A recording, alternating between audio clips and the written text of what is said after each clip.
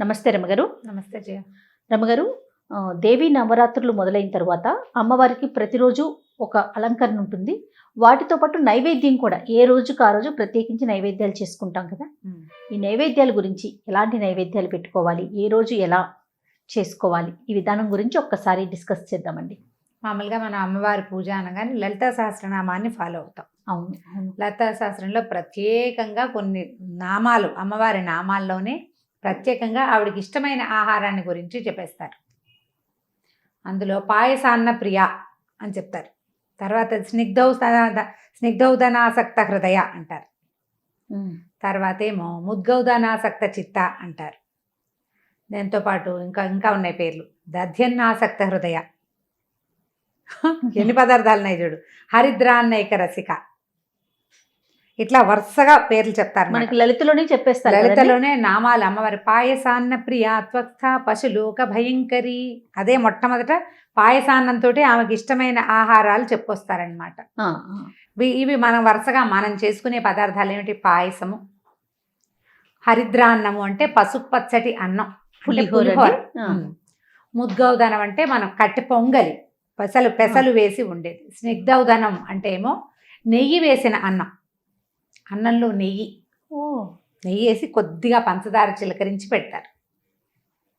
కొత్తది కదా. గుడ అన్నము బెల్లంతో వండిది, అంటే చక్కెర పొంగలి లాంటిది గుడ అన్నము. తర్వాత ముద్గౌదనం చెప్పామో మనం. దధ్యన్నాసక్త హృదయ, దధ్యోదనము అంటే పెరుగు అన్నం. నువ్వు తిరగమాత పెట్టి దాంట్లో కొంచెం క్యారెట్, కాస్త కొత్తిమీర కూడా వేసి ఇంకొంచెం రుచిగా చేయొచ్చు.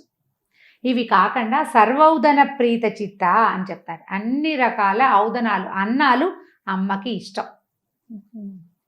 ప్రధానంగా ఇవి ముఖ్యమైనవి.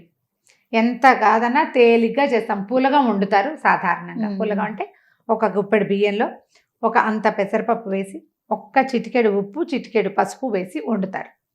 దాని మీద ఒక బెల్లం ముక్క, ఒక నేతి చుక్క వేసి నివేదన చేస్తే మహానివేదన. అది చాలా పెద్ద నివేదన. అమ్మవారికి అత్యంత ప్రీతిపాత్రమైనటువంటి స్నిగ్ధౌదనము, నెయ్యి వేసిన అన్నం. ఇది నిత్యము 9 రోజులు పెట్టుకోవచ్చు. అన్నమే. ఎప్పుడైనా అన్న నివేదన, ఒట్టి అన్నం నివేదన చేస్తే, ఒట్టి అన్నం మనం తింటామా? తినం. ఏవో కూరలు, ఓ కూర, ఓ పప్పు, కాస్త చారు, ఓ పచ్చడి, కొంచెం మజ్జిగ వేస్తామా? అట్లా అన్ని పదార్థాలు కలగలిపి నైవేద్యం పెట్టాలి. వీటితో పాటుగా సాధారణంగా అందరూ చేసేదంటే శాఖ అన్నం, కూరలు అన్నీ వేసి కొద్దిగా పులుసేసి మనం కదంబ సాధన చేస్తాం. అవునండి. బిసిబేళ బాత్ లాగా అట్లా ఏదైనా కూడా చేయొచ్చు అన్న. ఇవి కాకుండా మనం రవ్వ కేసరి ఒకటి చేస్తాము. తర్వాత నూనెలో వేసిన పదార్థాలు ఎక్కడా మనకి ఇందులో చెప్పరు, కానీ లలితలో చెప్పారు. సాధారణంగా మన అలవాటు ప్రకారం ఏంటంటే బలం అని. అమ్మవారికి గుడాన్న ప్రీత మనస రక్తవర్ణ మాంసనిష్ట అని చెప్తారు. ఈవిడ ఎర్రగా ఉంటుంది, మాంసనిష్ట దాంట్లో ఉంటుందని. కానీ అమ్మవారికి కళ్ళు అంటే ప్రీతి, అది కనపడుతుంది శ్లోక స్తోత్రాల్లోనే. తర్వాత మాంసాహారం అంటే కూడా అమ్మవారికి ఇష్టం. అంటే ఒక్కొక్క దశలలో ఆమె మాంసాహారాన్ని కూడా స్వీకరిస్తుంది. అవే ఉండేవాళ్ళు, అవే పెట్టగలిగేవాళ్ళు అది పెడతారు. అంటే ఎక్కువ శక్తివంతమైన ఆహారంగా భావిస్తారు.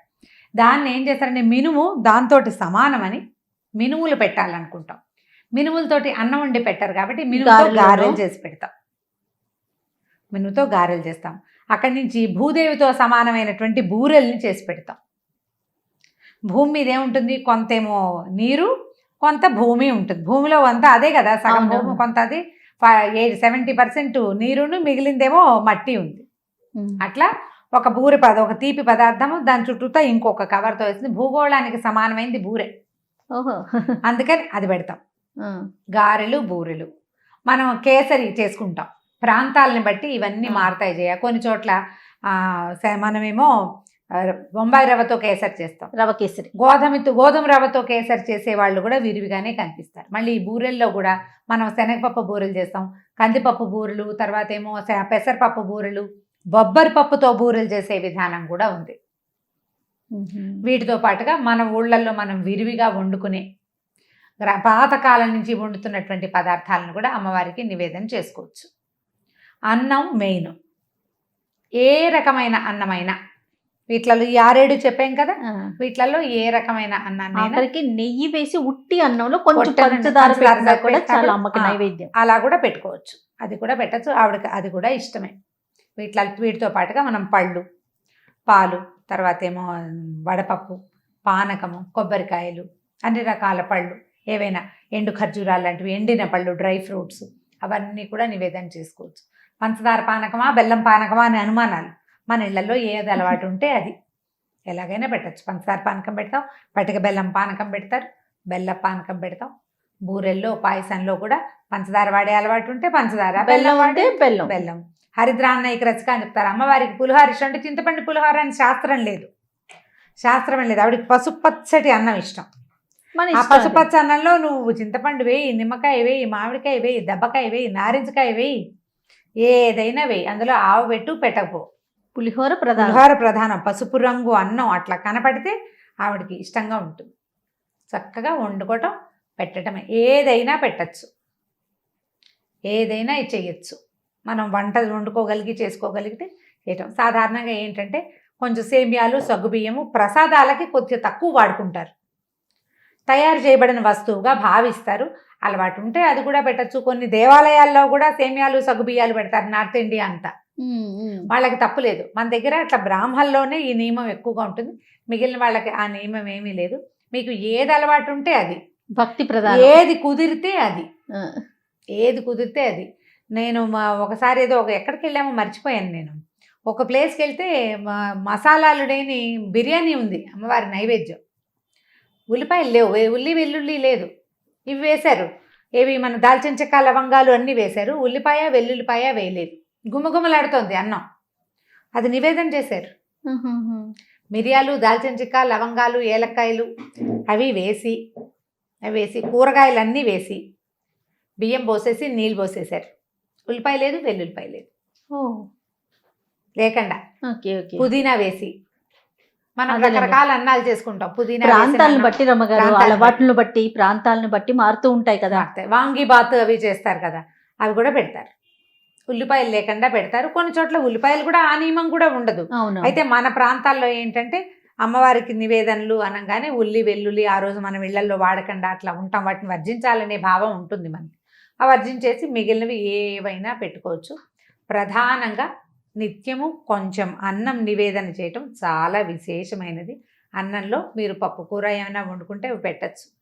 ఆ అవకాశం లేకపోతే కనుక నెయ్యి వేసి ఒక బెల్లం ముక్క పెట్టి నివేదన చేయండి. అత్యద్భుతమైన నివేదన, అన్న నివేదన. అది వేస్ట్ చేయకుండా చక్కగా ఉపయోగించుకోండి. తప్పకుండా ఎవరికైనా పెట్టండి. ఇన్ని చేయలేమండి, మాకు ఈజీగా ఉంటుంది, పళ్ళే పెడతామంటే మహత్తరంగా పెట్టండి. చేయకపోతే కుదరదన్న నియమం లేనే లేదు. చేయగలిగితే మంచిది, చేయలేకపోయినా నువ్వు చేయగలిగిందేదో చెయ్యి, మానేయకుండా. అదే కదా మన సనాతన ధర్మం చెప్తా ఉంది కదా. ఏదైనా సరే నువ్వు చేయగలిగింది ఏదైనా చెయ్యి, ఇదే చెయ్యాలన్న నియమం లేదు. అవన్నీ చేయగలిగితే బాగుంటుంది అంతే. చేయలేకపోయినా నష్టం లేదు. చేయాలన్న ఇంటెన్షన్ ఉంది చూడు, నీది భావన, అది చాలా ప్రధానమైంది. భగవంతుడికి కావాల్సింది క్రియ కంటే భావన చాలా ముఖ్యమైనది. అది చేయాలి. ఆ భావన పెట్టుకుని మీరు చక్కగా చేయదగింది చేసుకోండి. చక్కగా అన్ని రకాల అన్నాలు పెట్టచ్చు. కట్టె పొంగలి, చక్కెర పొంగలి చేయొచ్చు. రవ్వతోటి చేసే పొంగలి అది కూడా పెట్టుకోవచ్చు.